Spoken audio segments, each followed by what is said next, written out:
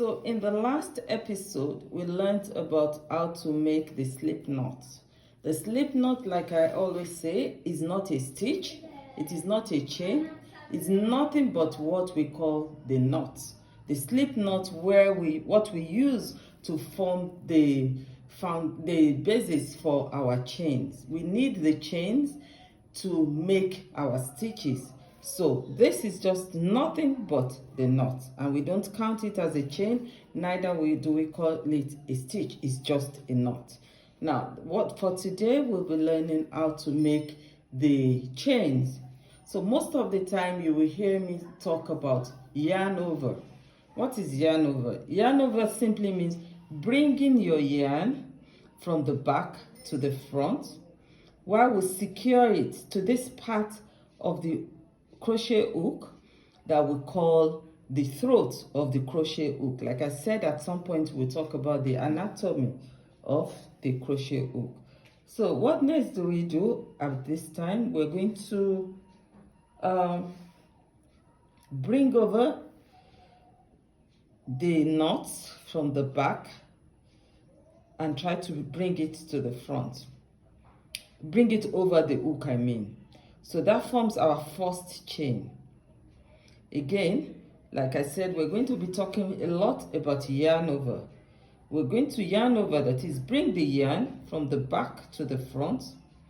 Make sure it's secure on the throat of the hook while you try to bring over the loop on the hook. So that forms a second chain. With time, you're going to get firmer chains. It's going to be firm more. Now it's a bit loose. It's expected of learners, beginners, to have loose chains like this. So how do we make our chain again?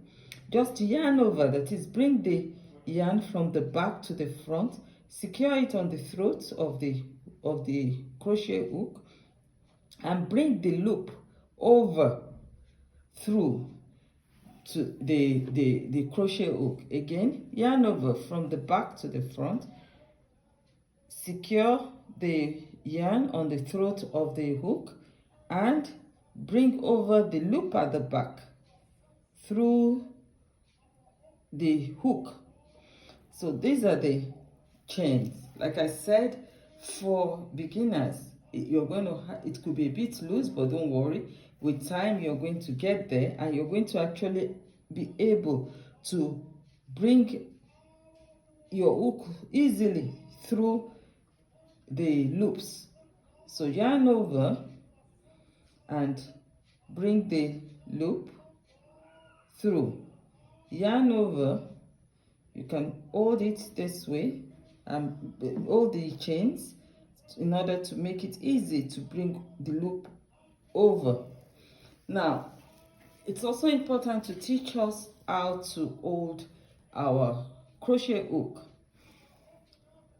I will always suggest that we hold our crochet hook using the pencil style. You can either use the pencil style or use the knife style. Pencil style is like this. It's like holding a pen or holding a pencil. The knife style is like this. Most people who knit would find it more comfortable holding the crochet hook this way, but I would always advise or suggest that we hold it the pencil way. So it makes it easy for us when we're working to yarn over and bring the loop through. And it also helps. It's a lot easier for me. Like I said, I prefer the pencil style. So that ends the chain, the making of the chains in crocheting. You can see the chains, they are loose now because we're not really making the chains as experts. We're making the chains as beginners. So yarn over, bring your loop, make sure you secure it on the throat, the yarn on the throat of the crochet hook, and bring your loop from the back through the crochet hook. I say again, yarn over, secure it on the throat of the hook, then bring your hook from your loop from the back through the crochet hook. So this ends the making of our chains. Don't be surprised if your chains turn out like this, very loose. It's one of those things. Now, one thing we need to know is that the chains with time will get a lot better.